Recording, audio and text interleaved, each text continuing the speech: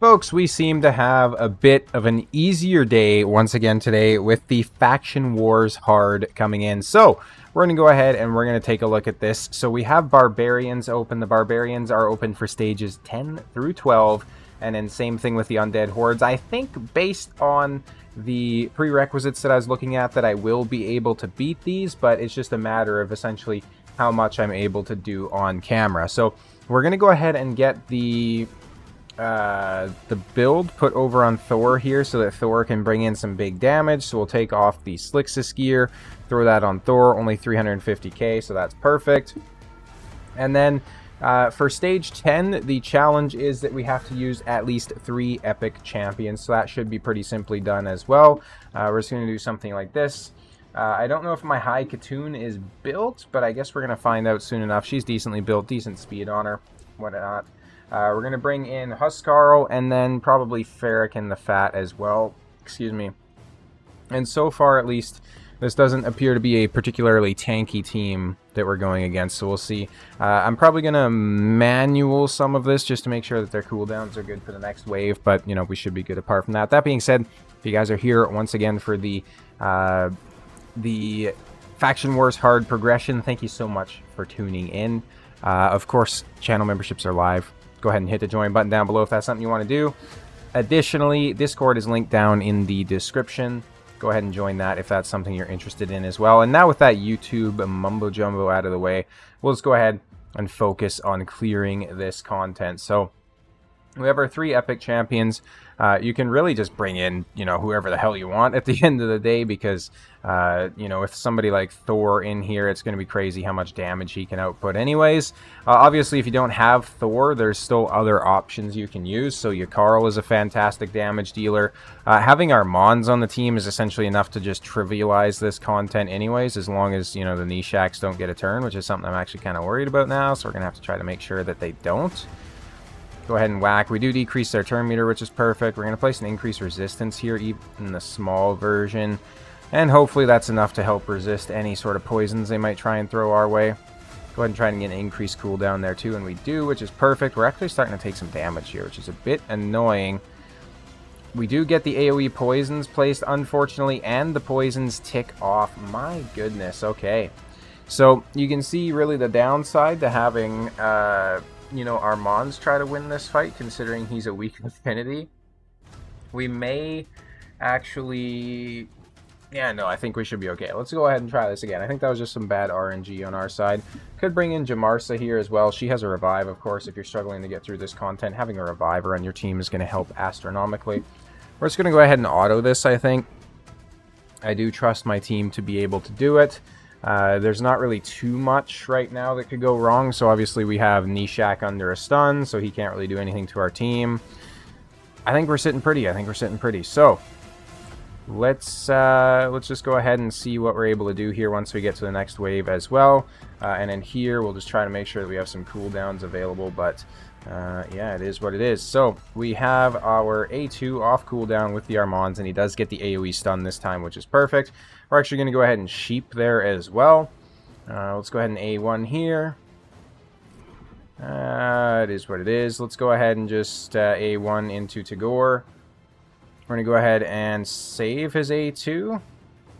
And then let's go ahead A3 with the High Katoon. Boom.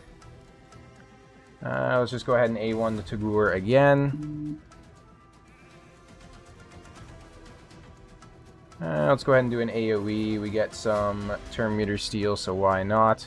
We'll go ahead and A1 here. Sorry, I'm just playing Watcher of Realms on my phone as well real quick while I'm doing this, and I just happened to pull a legendary champion, so here you go if you can get a decent look at that. I just so happened to pull Cassiel, who is the new limited rate up champion, so that's pretty cool. Not sponsored, even though I am actually recognized as an official content creator inside Watcher of Realms, so that's pretty cool.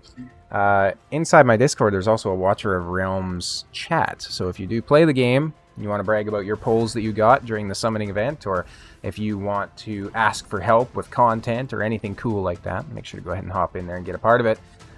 We're just going to go ahead, hope for an AoE stun here. We should hit it without an issue. We don't get it on Uko, though, which is a bit funny, so we're going to go ahead and sheep him, just make sure he can't do any nasty things, man.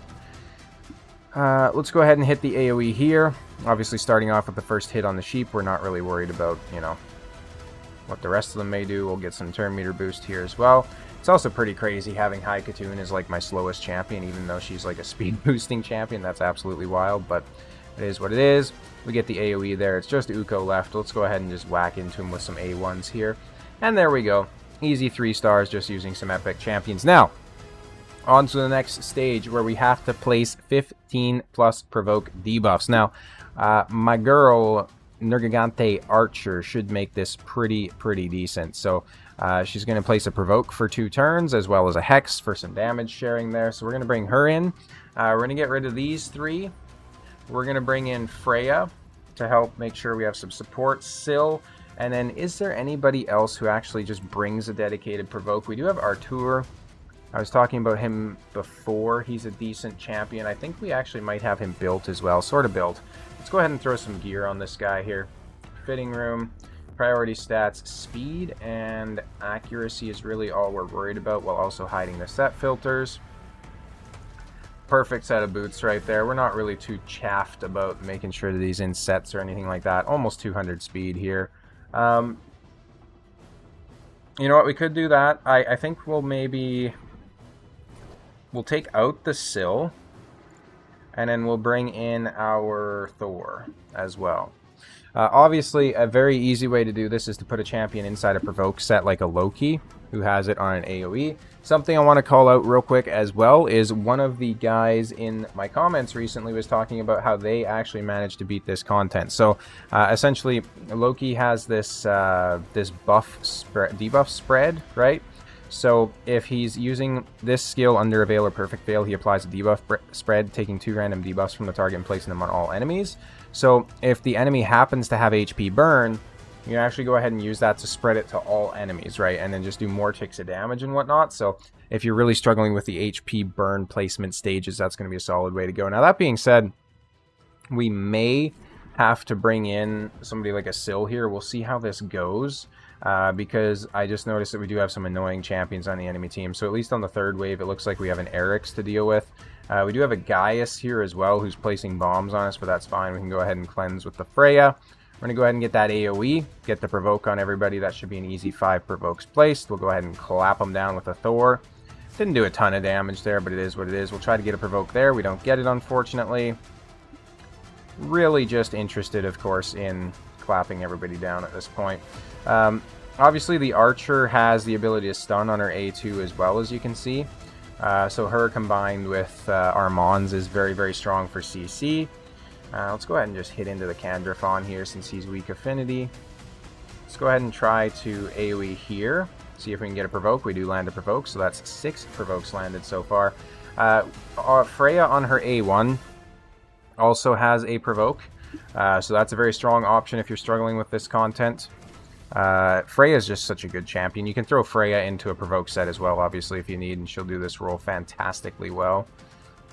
Provoke on Candrafon would have been nice, but alas, we do not hit it. Let's go ahead and hit the AoE here again. We don't get any provokes. Candrafon does sit down, though, so that's pretty cool. We're going to go ahead and get the AoE here with our Armands. Everybody gets stunned. That's perfect. We're going to go ahead and sheep the Theodore just so that we reduce his cooldowns, essentially. We're going to go ahead and place block debuffs.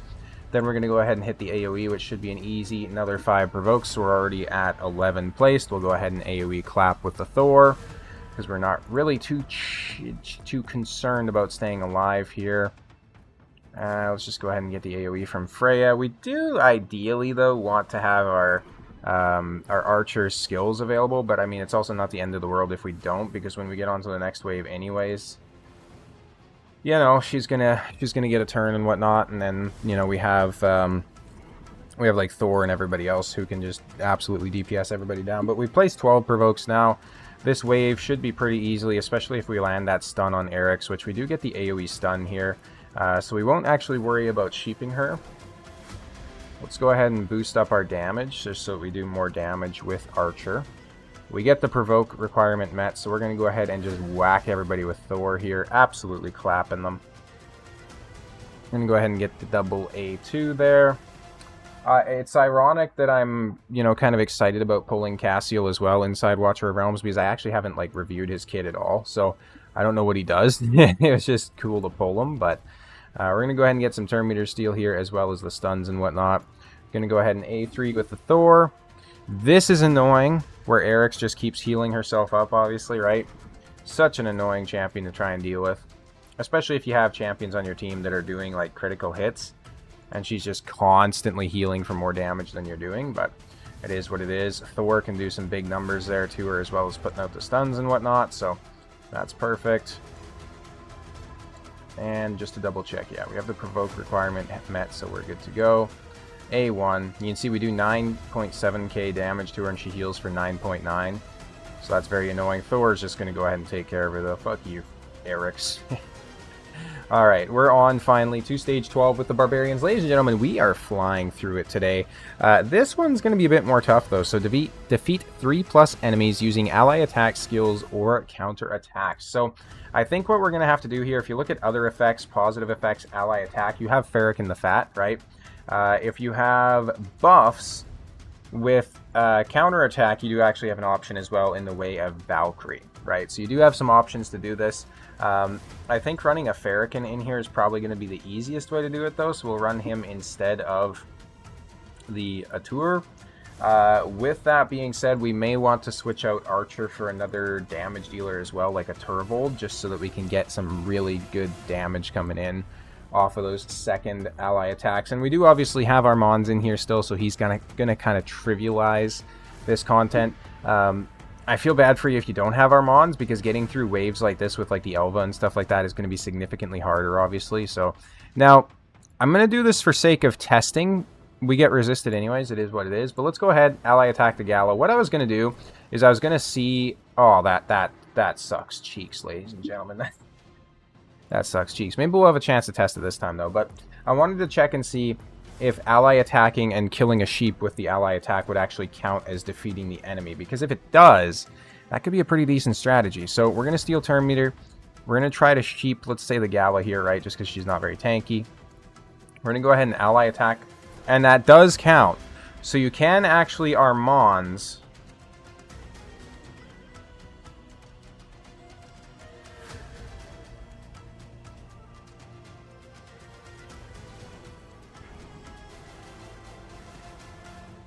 Okay. So I stand corrected. It may not count. I don't know. Gala's just kind of laying on the ground, and she has a health bar above her still. So, not sure if it would count, because I don't know if it counted based off the sheep or the fact that we killed the Gala. But that's weird, man. Her HP is not moving. I think that's probably just a glitch. This game has been, like, astronomically glitchy recently, especially even during this series. Like, you guys seen when, like, the... Oh, who was it? It was, like, the Elva came over and just, like, hung out with my team, right? There was that fiasco. And then there's just, like, all these champions that are showing that they're stunned still, even if they're not. So it's still showing, like, the aura around their head that would indicate they're stunned and whatnot. Like, it's very interesting. That being said, we're going to try to keep the Duden alive, because we can easily take him down with an ally attack now. Same thing with the Michinaki. So we're just going to go ahead and boost up here, not really worry about damage. We're going to boost up with the Turvold, and then just A1 in on the Oella. Now we're going to go ahead and attack the Michinaki, so that should get us at 2 defeated. Perfect. We're going to go ahead and steal here now. Let's just go ahead and whack with the Thor. We could worry about cycling turns until, you know, Farrakhan gets back around to his ally attack and whatnot, but fuck, I mean, you know, it is what it is. We're going to go ahead and try to sheep the Elva, which we do. Armands does have plenty of accuracy to get through this content. I think he will even when they put up the increased resistance, but I could be wrong on that. We're going to go ahead, AoE, get the decreased speed here, break the Elva out of the sheep. That's perfectly fine. We get counterattacked. It is what it is, ladies and gentlemen. It do be what it do be. We're going to go ahead and take down the Gala there, because that's going to make sure that Elva goes into her A3 instead of her A2, I believe. This is very annoying, though. I'm worried about Thor's health. I'm going to go ahead and steal turn meter here, hopefully. Yes, of course. Armands does have the accuracy to do it. So we're going to go ahead and do that. We still have a couple turns remaining on the ally attack from the Farrakhan. Thor is obviously under a stun, which is a bit annoying for our turn cycling, but it is what it is. We're going to go ahead and get the pod drag down a little bit lower just so that we can go ahead and ally attack him. We're going to go ahead and hit the Elva here. We get a decreased defense on her. That's huge. We're going to go ahead and turn meter steal. No increased resistance on them right now either, so that's perfect. Going to buff up here. As you can see, here's the glitch, right? Like, Thor has the icon above his head like he's stunned, but he's not stunned. Like, it's super glitchy. We're going to go ahead and whack into the Elva here and hope we take her down, which we do, so that's perfect. She has a decreased defense on her. Of course, it's going to be child's play to take her out. So we are 15 minutes into the video, and now we can just auto through this. Now, I won't lie, my Undead Hordes are probably going to be a bit tougher to get through, but I still think that we should be able to do it without too much of a challenge. Just double checking. Yeah, we've gotten the requirements met. We can just go ahead and... Gamaran's in here. I think that's the first time I've actually seen a Gamaran as part of one of these waves. That's pretty cool. We can just go ahead and start whacking people with Thor here, though. An absolute joy. Thor still has the stun icon above his head, even though he's not stunned, by the way. I just wanted to call that out. I'm going to go ahead and whack the Elva here. We don't kill her, unfortunately. Let's just go ahead and A1 her again. Increase cooldown that time, which is perfect. We're going to get some debuffs on her, hopefully a poison and whatnot. Boost up. Let's go ahead and AoE steal again. Just keeping these guys alive as a nice little turn meter farm for my Armands. I'm going to go ahead and whack here. Thor's got to be getting close to his big AoE as well.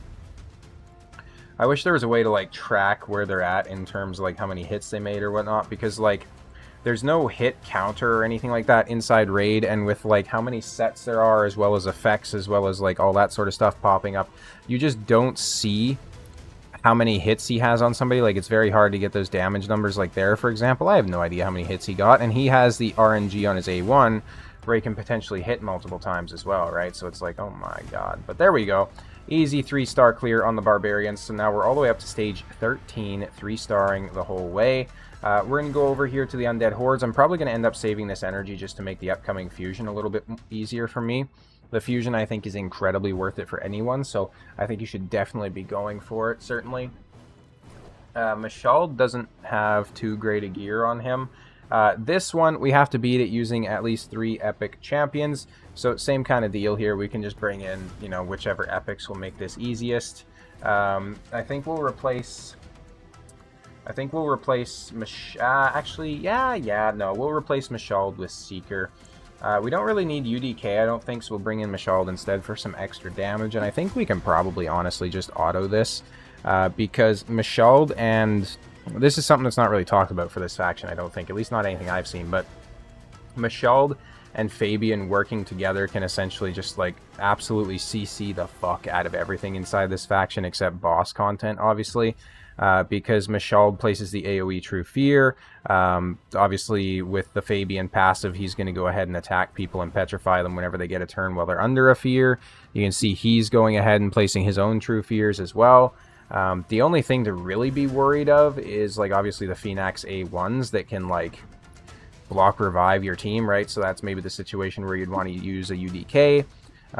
For me, I'm lucky enough to have my Seeker in here as well, who's actually built as a clan boss damage dealer, because I do still use him inside my clan boss team. I never actually switched over to a Wixwell team, which, to be fair, kind of happy about. I've never been a fan of those clan boss teams, in all honesty. Nothing against people who run them, obviously, but I think there's better ways to beat the content, or more interesting ways, at least. With the Wixwell teams, you kind of just set up a team and you're good to go no matter what. But you can see we're doing the Undead Hordes absolutely fine here, ladies and gentlemen. We have a Smite debuff out there as well.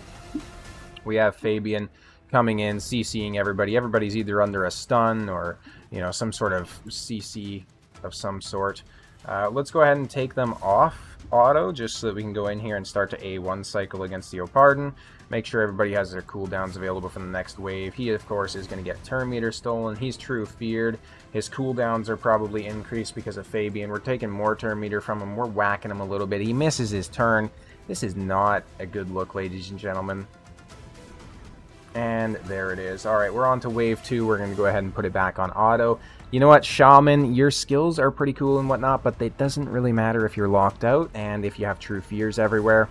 Mashald, as you can see, he wasn't even built particularly like, you know, either tanky or damage dealery, but, you know, he's fantastic. He does a lot of damage. He's putting out those true fears. Kaja's going to go ahead and get petrified. Very, very good stuff, certainly. We get a lockout again from the Fabian, the extra turn, because there's no buffs up there, obviously. We also have stuns coming in from Husk, and additionally, on top of that, we have provokes coming in from Seeker. This is an insanely heavy CC team, ladies and gentlemen. It cannot be overstated, in my opinion. But we're going to be continuing here. Just absolutely whacking some people around.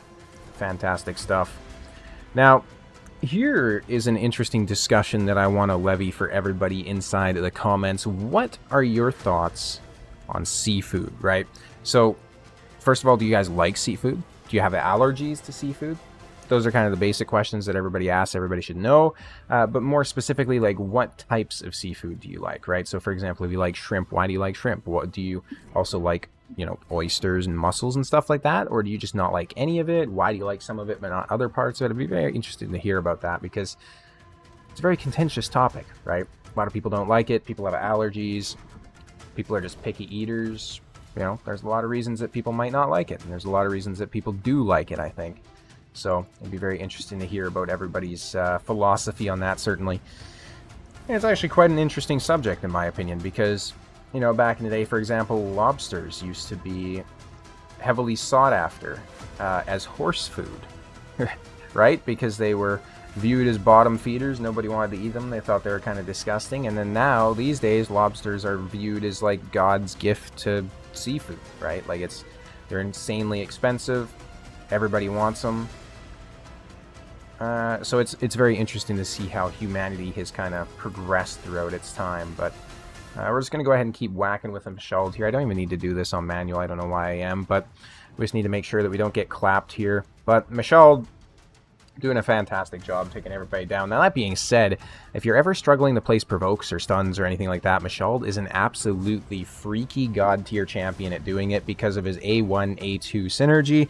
Obviously, you can easily turn off his A2 in this team composition as well and strictly focus on just A1s because you have Fabian in the team, right? So Fabian can help to enable Mashald's A1 AoE, which can do decent damage, which is attacking everybody all the time, right?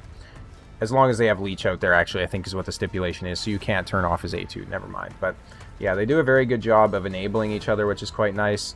Obviously, if you're starting to get hit by champions like, for example, a Killian the Lucky, you can easily just depend on Seeker to put up an AoE increased defense as well, which is fantastic, helps you survive a lot. Petrification also stops the random buffs from getting placed on Killian when he takes his turn, because he has the passive, of course, where he places buffs on himself every time he gets a turn. So you may not have to deal with those annoying block damages and whatnot. We're on to the next stage. Place 15 plus stun debuffs. Ladies and gentlemen, we don't have many actual stunners inside the faction, but we do have Nethril. So Nethril has 2 AoE skills, I believe, one of which places a stun. And then obviously, like I mentioned, we have Mashald as well. So where is my Nethril? I'm literally selected on him. Cool. Let's go to Fitting Room, collapse everything else. Let's see if we can't just throw a stun set on him out of what we have left, which it's looking like probably not, because we don't really have enough gear to do it, but we'll throw a helmet on him as well. That one does give him a bit of increased speed, so we'll go ahead and do that. Let's see if we can't get more speed here. We're not really too worried about his accuracy, and actually we can. We don't need to pull stun gear off anyone else, so that's perfect. And then obviously we do actually have Husk, who's got an A2 stun as well. So let's go ahead on Husk, see if we can't get him into an accuracy banner, because his accuracy is looking a little bit low. You know what? An accuracy banner with a triple roll speed is exactly what we need on our Husk. Husk is an absolutely fantastic champion, so I think we'll go ahead and replace Seeker with Nethril, right? My +2 awakened Nethril. I do kind of regret empowering him. I'd probably rather have the extra, like, you know, HP or whatever it is that I would get. I think Nethril combined with my Husk is going to be enough to get the stuns placed out there. Like, we already have 3 stuns placed, but We're going to go ahead and manual this just to make sure we don't clap them too quick before placing those stuns, right? So we need to make sure that we get the stuns. We also have to be careful that Nishak doesn't get a turn. It's an A2 that's a stun.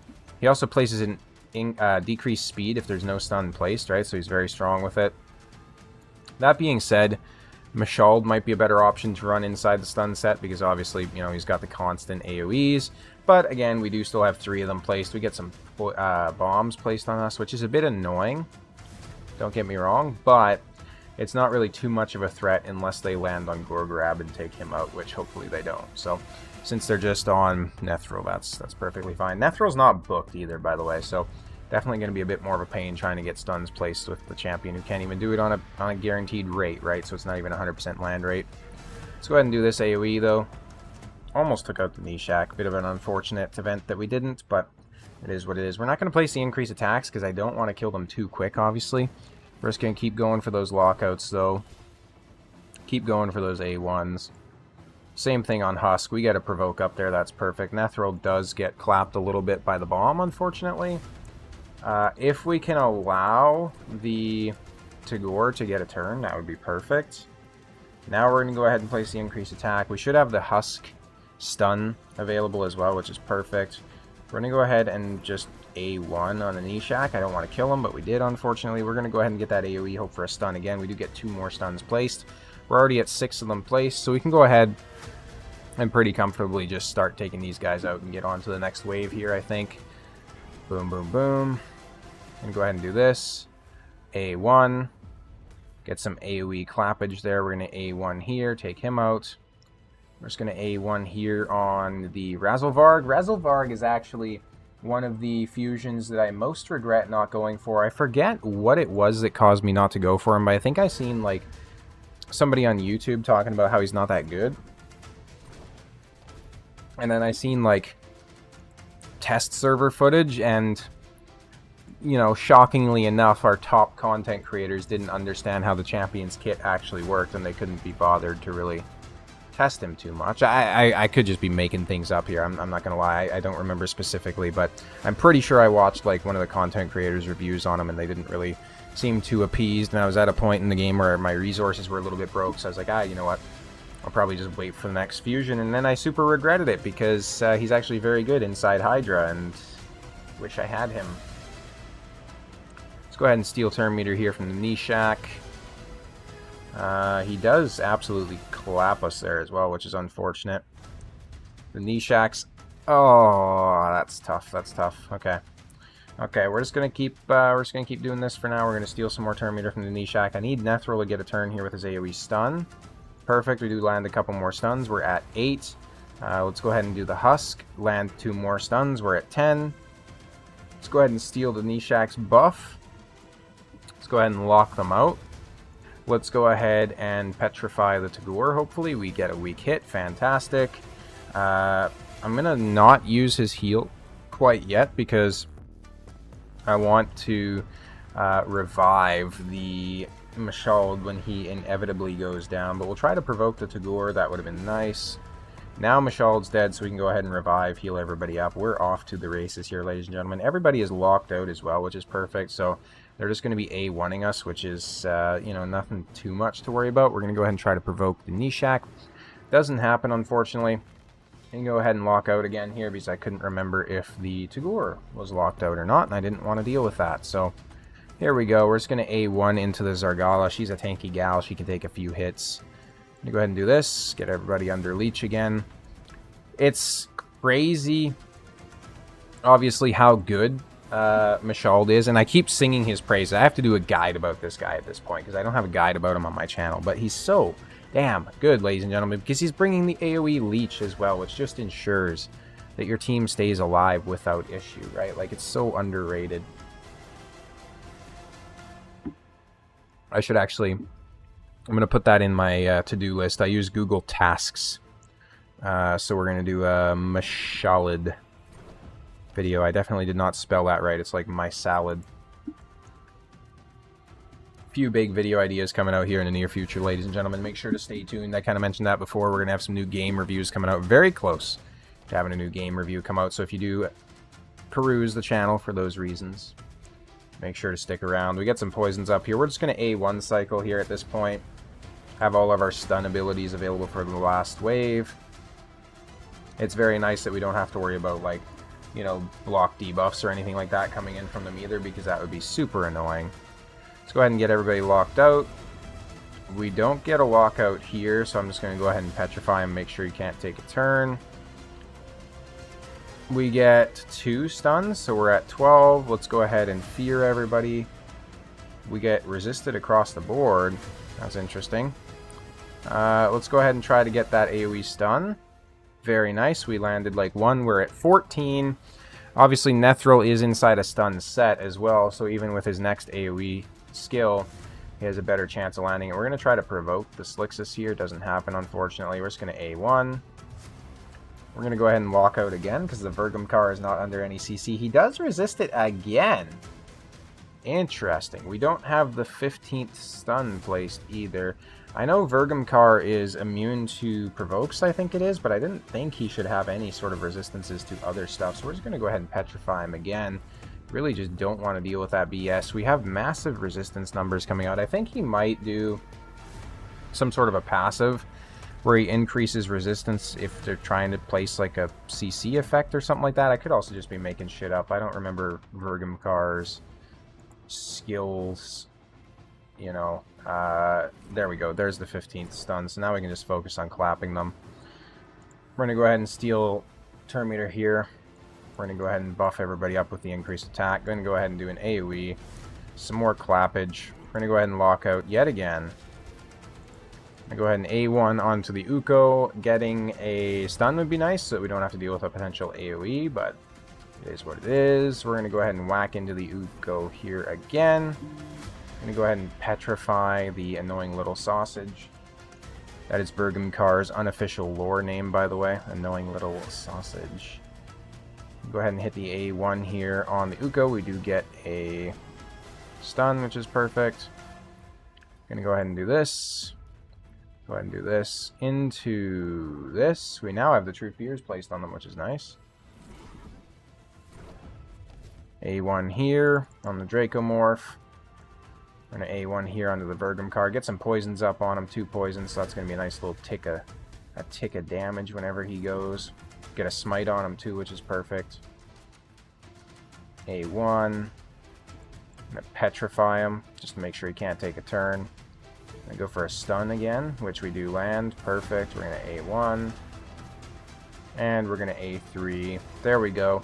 Nice, quick, easy 3-star. We're on to stage 12, which is actually the last stage with Undead Hordes. Ladies and gentlemen, we are flying through this today. Place 15 plus provokes. Ladies and gentlemen, if you're needing provokes, you can bring in UDK, you can bring in Seeker, you can bring in Husk, you can bring in Vogoth. There's a lot of options for it, but I think we're just going to bring in probably Vogoth. We could also do a double Vogoth strategy since we're going to be able to lock out the Elvas no problem. Let's go ahead and take a look at the Vogoth here and see if we have enough accuracy on him. We have plenty of accuracy, and he is booked, so he's going to have a 75% chance of placing the provoke. That combined with Husk's A1, I think we should be good. We should be good to go ahead and get through this, and we have to place what? I think it was 15 again, so essentially we just need to land a provoke on everybody, or, you know, something similar. So let's go ahead and get the lockouts here.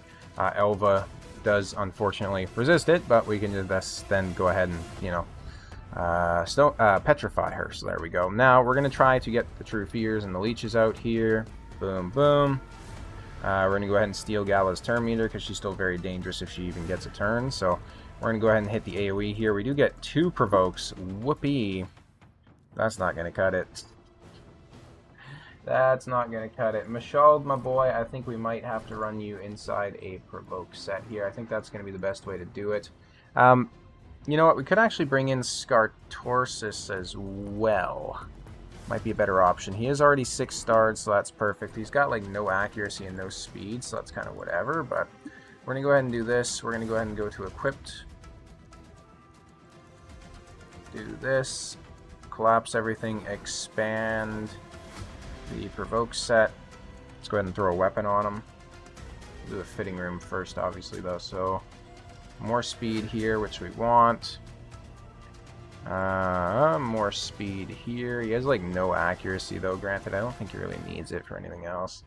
So let's get rid of these. Could throw a shield on him.